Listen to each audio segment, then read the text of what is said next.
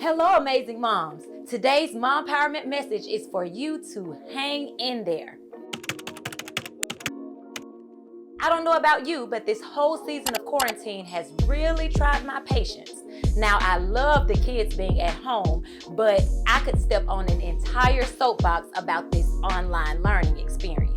I won't go into it, but I'll leave it up to you and your imagination when I say, imagine an online learning experience of dealing with 24 teachers across 3 different school systems who each have their own approach, and of which half of those 24 teachers can come up with little to no structure during this transition. Just imagine you as a mom trying to establish new structure for your now sheltered-in-place home while dealing with the ever-fluctuating schedules of over a dozen teachers who are themselves trying to figure things out. Anywho, over the past 2 months, I was fortunately able to come up with a few strategies that have helped me personally to hang in there. And today I'm going to share those strategies with you because we honestly don't know how long this season is going to last. And of course, we want to make it to the other side of this feeling like the amazing moms that we know that we can be.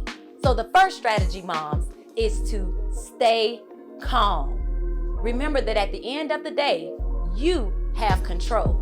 You have the authority to cultivate and establish an environment that works for you and your family. Let your children know what you expect from them during this time. Let them know that their actions will have consequences. And whenever they do get out of line, which of course they will, no matter what, stay calm. The second strategy, moms, is to create some form of structure. Create as much structure as possible. As I mentioned before, this has been a personal challenge for me due to the demands of my kids' online learning experience. However, this week is the last week of school, so now is a great time for me and for you to establish a new structure or routine for your home. As you know, the CDC released their recommendations for the upcoming school year. And I'm seeing a lot of moms say that if these guidelines are actually implemented, that they're going to homeschool in the fall, myself included. And if that's the case with you, now is the optimal time to create a routine that will allow for an easier transition into homeschooling. And as a side note, this is also a great time for you to set some household and family boundaries that you may have always wanted to set, but may not have had the confidence to or the know-how to. In a previous video, I speak more extensively on this, and I also recommend 3 amazing books that will not only help you to set and establish these boundaries, but to actually keep them. I'll post the link in the description.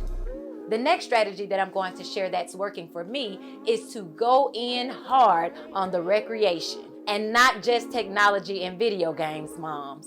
Bring out the board games. Teach your kids games that you played when you were growing up. One of the most fun times I've had during this quarantine is playing hide and seek around the perimeter of our home.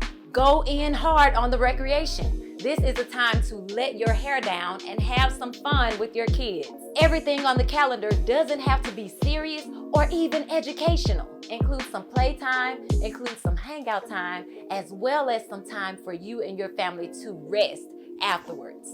Strategy number 4 that has worked well and that my kids really loved was to add some variety to the way that I usually do things. For example, instead of doing our family morning devotions indoors, we moved them outdoors, and it was like the entire energy of our morning devotions changed. You may want to try something like this with even your meal times, having breakfast, lunch, or dinner outdoors or as a picnic. I've even seen some of you moms camping out in tents overnight with your kids. How cool is that? The next strategy that I hope will help you hang in there is to use this time to problem solve. What are areas in your life that need a little work? These can be outward issues that need to be addressed, as well as inner issues such as identifying poor behaviors or habits. Make a list of the problem areas that need to be addressed, and then find ways to tackle each problem, either on your own or with the help of an outside source, and then fix it. And the last strategy that I will share today is to affirm, affirm, affirm.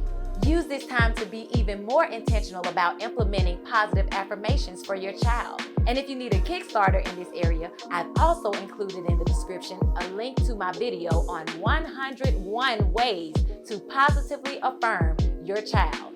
Overall, I encourage you moms to hang in there.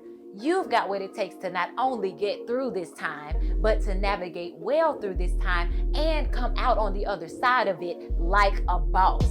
Use this time to learn and implement strategies that will help you become a stronger and more amazing you. And hopefully the strategies that I've shared with you on today will help propel you on that journey. And remember, you've got this. As moms, we are not victims, we are victorious. See you next time. As I mentioned before, this has been a personal challenge for me due to the demands of my kids.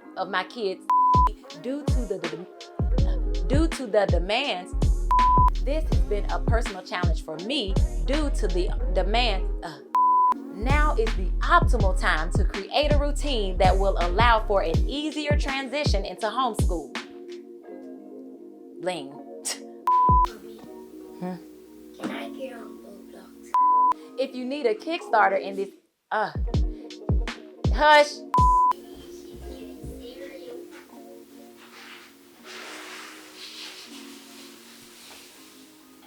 She's getting cereal.